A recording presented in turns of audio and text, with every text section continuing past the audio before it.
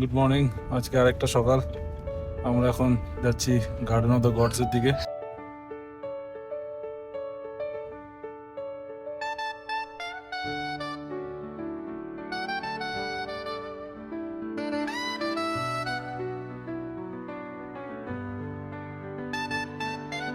At last আমরা পৌঁছে গেলাম গার্ডেন অফ গডস।